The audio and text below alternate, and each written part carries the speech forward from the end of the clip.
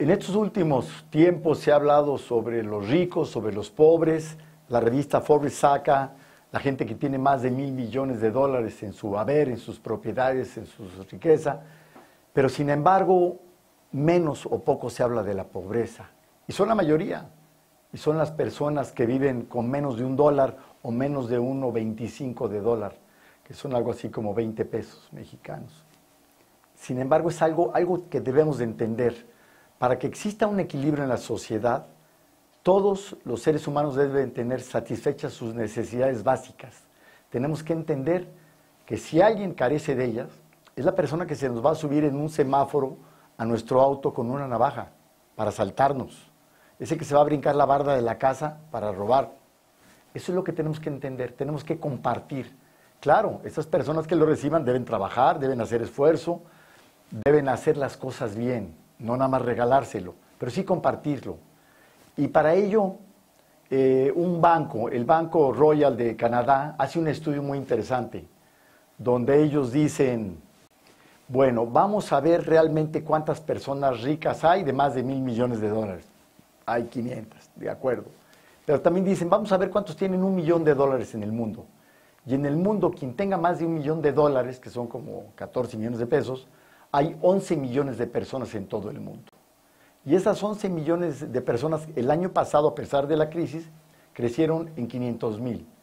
Ahora rebasan un poco los 11 millones y están distribuidas en una forma muy curiosa.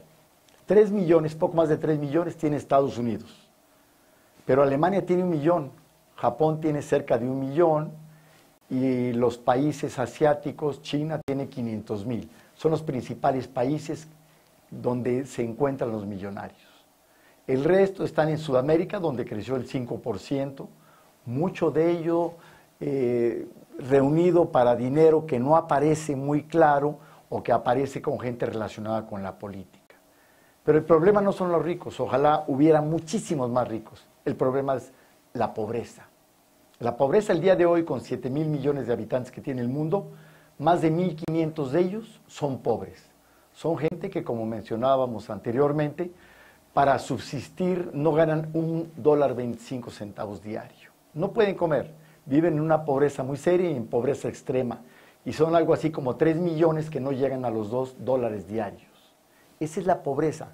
Y hay algunas condiciones de medición para ver si superan la pobreza, las características de sobrevivencia o de supervivencia. ¿Cuál es la matrícula escolar? ¿Cuál es la solicitud para ir a un colegio? Los pisos de cemento. ¿Cuáles son las características de salud, si tienen derecho a la salud? ¿Cuáles son los alimentos con los que ellos pueden subsistir? Todas esas condiciones son las que en el mundo no les hemos podido dar y que día con día siguen creciendo. Ahora, dentro de estos pobres hay otro dato muy curioso. 110 millones de personas en todo el mundo duermen en la calle. Duermen en la calle porque no tienen casa. Y aparte sufren crisis de personalidad, tienen graves depresiones. Todo eso es porque perdieron su familia, perdieron el trabajo. Pero algo muy curioso que no debía darse, la mayoría son hombres y la edad promedio es 38 años. Es a lo que me refiero, que no debía darse a esa edad. Un hombre de 38 años está en la plenitud de su capacidad física y mental. ¿Y por qué es los que duermen en la calle el promedio de esa edad? Porque no han tenido la oportunidad suficiente. Todos estamos inmersos en quién llega al poder, cómo se distribuye, si este año se reforzaron los equipos de fútbol y quién va a ganar. Todo eso es en lo que estamos perdiendo el tiempo. Ese es el pan y circo que nos dan muchas instituciones, que lamentablemente ahora ya hay circo, ya no hay pan para comer. El circo ese es de lo que hemos estado viviendo y no hemos podido sobrevivir. Hay pocos ricos y muchos pobres. Y eso es lo que no queremos de equilibrio para este país. No es lo que queremos que tenga equilibrio para este mundo, porque con 7.000 millones de habitantes, donde el tope que puede soportar el globo terráqueo son 11.000 millones. Estamos muy cerca, lo estamos contaminando. Y si a eso le aunamos la pobreza que existe, estamos empezando a crear un problema. Un problema no solo de pobreza, sino de violencia. Y esta violencia viene también fundamentada con un estudio que se llevó a cabo en 2 ciudades, en Chicago y en Guatemala. En Guatemala la pobreza no llevaba violencia, pero sin embargo en un suburbio de Chicago sí originó violencia con crímenes muy violentos, muy fuertes, y eso ahí sí había un indicador, que la pobreza sí llevaba violencia.